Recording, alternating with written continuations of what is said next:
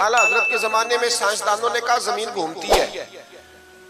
آج بھی ہمارے بچے پڑھتے ہیں نا زمین گول ہے، زمین پڑھتے ہیں کالجوں میں.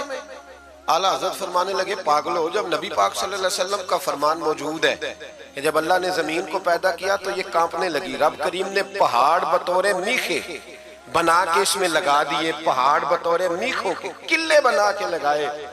زمین ٹھہر گئی. جب حضور نے کہہ دیا ٹھہر گئی تو میں کیسے مان جاؤں گھومتی ہے؟ ہم نبی پاک کی بات مانیں گے کہ سائنسدان کی بات مانیں گے؟ اعلیٰ حضرت نے پوری کتاب لکھی ہے زمین ساکن ہے، اور 521 دلائل دیے. قرآن کی آیات بھی، احادیث بھی، اور سائنسدانوں کا جواب سائنسدانوں کی زبان میں. وہ متاثر نہیں ہوتے تھے، کہتے تھے ہم توحید کو ماننے والے، ہم کیسے متاثر ہو جائیں؟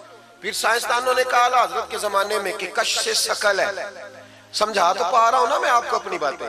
اعلیٰ حضرت فاضل بریلوی رحمت اللہ علیہ کے زمانے میں لوگوں نے کہا کشش ثقل ہے. جی وہ کیا ہے؟ زمین چیزوں کو اپنی طرف کھینچتی ہے. یہ نظریہ کب بنا؟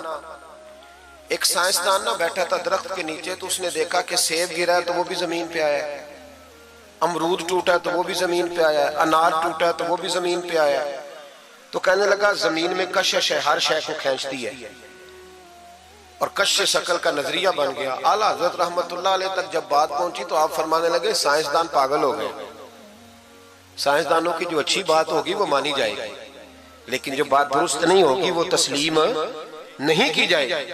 آپ فرمانے لگے یہ کیا بات ہوئی کہ آدھا کلو کا سیب تو زمین نے کھینچ لیا، امرود بھی کھینچ لیا، انار بھی کھینچ لیا، اور غبارے میں 1.5 چھٹانک ہوا بھر دیا، وہ زمین سے کھینچا نہیں گیا، وہ اوپر اڑ گیا ہے.